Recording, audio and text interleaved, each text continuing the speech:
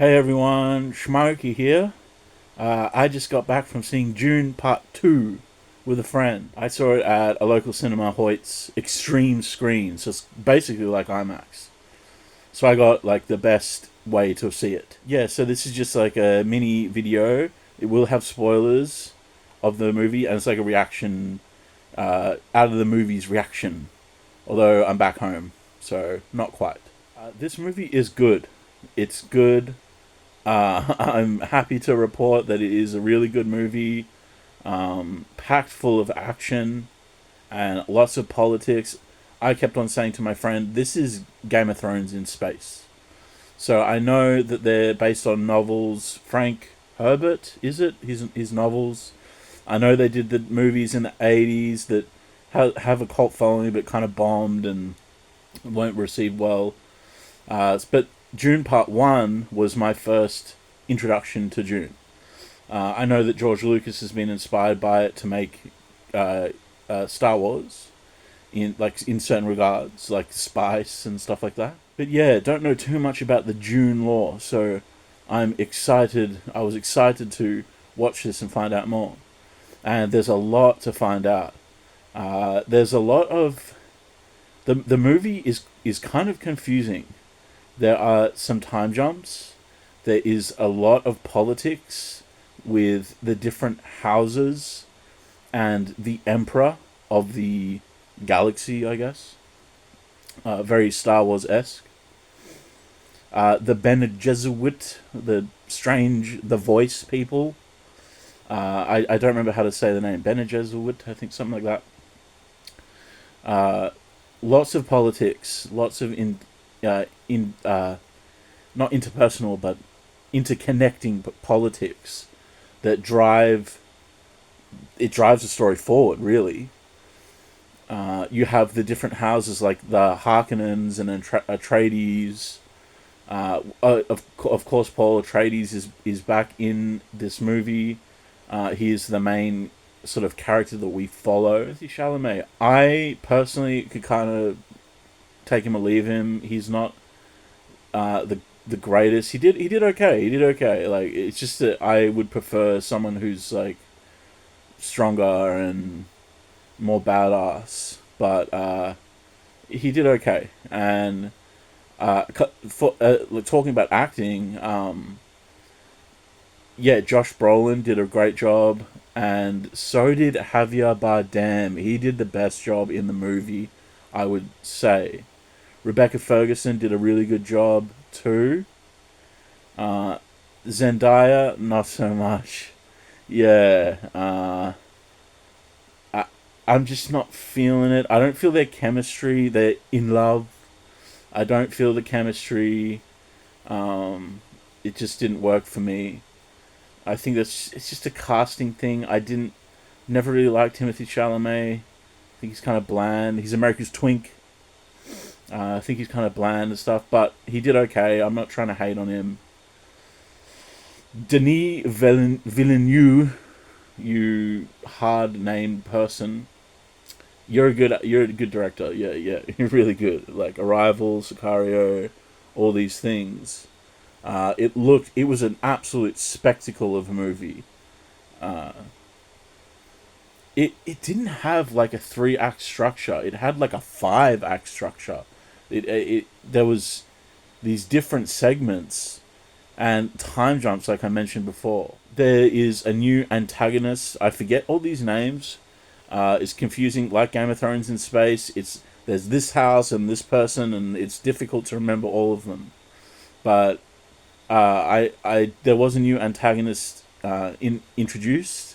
I think his name was Frey, something like that. The Harkonnen, the brother of Dave Bautista. Bautista does a good job. He's yelling and screaming and wants to kill all the Atreides, and he's pissed off and he's failing his family. Skarsgård, what's his first? Skarsgård, he doesn't. He's a good job. They'll do a good job. Yeah, he's great as the Harkonnen leader. He meets his demise at the end of the movie. Some really awesome action set pieces that look stunning with the right amount of CGI and the right amount of practical effects. And I don't really know how they film that stuff. It'd be cool to see it behind the scenes. The attack on the Harkonnen spice miners was really cool. That, and like I say, it was like a 5-act structure. That was like a whole act, and it went for ages. There was a montage in the movie of them of some time going by, and then and the Fremen attacking the Harkonnens. I like the themes of the rebels rising up to reclaim their planet. I like the ideas of the prophecies, which are quite nebulous and strange, but the prophecy of the chosen one. They have terms in the movie, Al-Halib or something like that. I can't remember how to say them, but basically the chosen one, like we've seen in things like Star Wars and The Matrix and stuff, except this was done way before all of them. But it has the prophecy of the chosen one, and these Bene Gesserits, the ones who have the voice, they're very strange with their propaganda and spreading their ideology to distant planets, including Arrakis. The whole southern, not continent, hemisphere is indoctrinated in believing Paul Atreides is the one. Zendaya's character, who I forget the name, she does not believe in any of that stuff, any of that business. She just likes Paul for Paul and wants to be with him, but doesn't like, he doesn't, she can see that he's getting an ego, that he, because I would say Paul's arc, sure, he's a duke's son. He is a duke, but he is sort of meek and doesn't really know where his place is in the universe. And then this movie is him believing in himself, like Neo, believe in yourself. He is the one. He has to believe in himself, even to a point of like some arrogance where he's like, yeah, I am the fucking chosen one, and I am gonna lead you all, and none of you can stand against me. And when he said that, it was a little bit cringe because I wanted him to be even more scary when he said it. But then it's revealed well because he reveals the name of the planet Dune, and they all bow down to him and see him as the chosen one. So yeah, I like the themes of the prophecy unfolding. It is written, as Javier Bardem's character says. Javier Bardem has some funny moments in the movie. He actually gets some laughs because he's so infatuated with Paul Atreides. Yeah, so I saw it in extreme screen, and it really looked amazing. The CGI looks amazing. The battles looks real. You can't tell it's CGI. The worm sign in the distance, and the worms going through the sand. It all looks stunning. There was a bit where all the sandworms were there, and they were going through the big storm, and it just looked epic. Oh, the scene where Paul first rides a sandworm. Wow, that was hectic. That was crazy.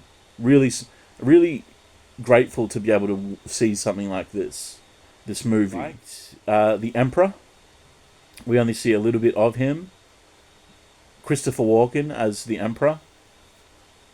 He has a daughter, and the daughter seems to be in Paul's visions as well. I'm on YouTube here, and I can see other people's videos like Nerdrotic and Ryan Kinnell and some other people, and Doomcock and stuff like that. And like Doomcock's video is like, is it a masterpiece or did it go woke? And I know what they're talking about with the woke stuff. If you watch my stuff, I don't like the woke stuff. Oh, he's a right winger. Oh, fuck off with all that. I don't like the woke stuff. I don't like being lectured to and stuff. Was this movie woke? There was a couple of moments, but no, it is not. I don't think it's too. I don't think there was anything too egregious, except one thing, where at the end of the movie, Paul has a vision of his unborn sister who has grown up, and she is really the chosen one. It's not Paul Atreides. It's the sister and it's revealed at the end of the movie, and it's sort of subverting expectations, and yeah, it's like it's the woman who is the actual, it's the girl boss. Not too offensive to me, but it did happen, and I didn't realize there was going to be more Dunes. It looks like there has to be more Dunes. At the end of the movie, Sarah Ferguson is like, this is the beginning of the Holy Wars. 2 movies in, and they're talking about it's just the beginning. So there's going to be more. Is the sister, the unborn sister, going to take over Paul's role and girl boss it? Are they going to do that? I don't know. I'm just new to this, and I'm learning Dune, and I'm still trying to unravel the arcs of the characters and the point of it. What is it trying to tell me? And I understand Paul Atreides' themes the most, and I can identify with them the most. And I like, as I mentioned, I like the politics of the entire universe of that world. So nah, not too woke. Nah. Oh, it will kill men. Men can't drink it. There was the water of life thing, but I don't think that I didn't take offense to that. Didn't think it was woke. It was just it's a prophecy thing, man. There was a whole segment of the evil Harkonnen, the psycho Harkonnen, taking on, doing a tournament and taking on different people, the leftovers of the House Atreides, and one of them, it's like a conspiracy. One of them is not drugged, and he has the potential to kill him, and it gets revealed, and then that Frey guy, he talks to the Emperor, and he's like, well, you tried to kill me. He's like, oh, I wanted to see who you were, and now I know, and you were just a meager thing this morning, and now you're mighty. Yeah, that was interesting. Lots of different acts in the movie. Not 3-act movie. Not a 3-act movie. I think this was a good movie. I think some things are nebulous and strange. In fact, my friend said to me after the movie finished, he said, "Am I retarded? Because I didn't understand some of that." And I was like, No. This movie definitely has an air of nebulous, strange, difficult to understand stuff. So I do understand it ultimately, but it's difficult. I took the scenic route to get there. It's good. It challenges you as a moviegoer to pay attention and really follow, and I think everything is portrayed well in the movie for you to understand it if you pay attention. All the pieces are there. Good movie, and I'd recommend it. Go out and see it. If you can't afford IMAX, some cinemas have the big screen as well. Not as big as IMAX, but still pretty damn big, and you can do that. Also, there's cheap, here where I live, there's cheap Tuesdays, and that's a bit easier, so you could try that. Yeah, so I guess a thumbs up from me. I enjoyed it with all its weirdness and strangeness. I like the action. The acting was good. Rebecca Ferguson, yeah, she was good, and all these people. I want to know more. I want to know. I've heard the books get stranger and stranger. I want to see a little bit more and work out the real themes of Dune, in its complexities and in its totality. Crusades in space. Game of Thrones in space. Yeah, that's what it is. It's pretty cool stuff. So, recommendation from me. Go and see it and have a fun time. And let me know what you think in the comments. And if you can like the video, it helps me with my channels and stuff. Because I'm just beginning. I'm just new. So thanks for watching. And that's all I've got to say about that. So thank you very much. Quick notes about my other content. I've got a few things going on. I made another Stargate video.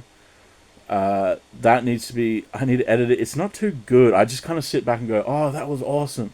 So I need to maybe we'll have more substance to the video, maybe reshoot it. There's a couple of things. What is going on with my UFO stuff? I need to address that, like Corey Good stuff, after all the stuff that's come out about, like, he's saying it's a delusion. I have to talk about that. And Navwar, I never talked about Navwar being a thing. So there's that. I can't be a party to bad intel, so I have to make update videos. So more videos to come. That's kind of what I'm saying. So thanks for watching, and I'll see you out in the stars. All right. Peace out, Starseeds. Peace out.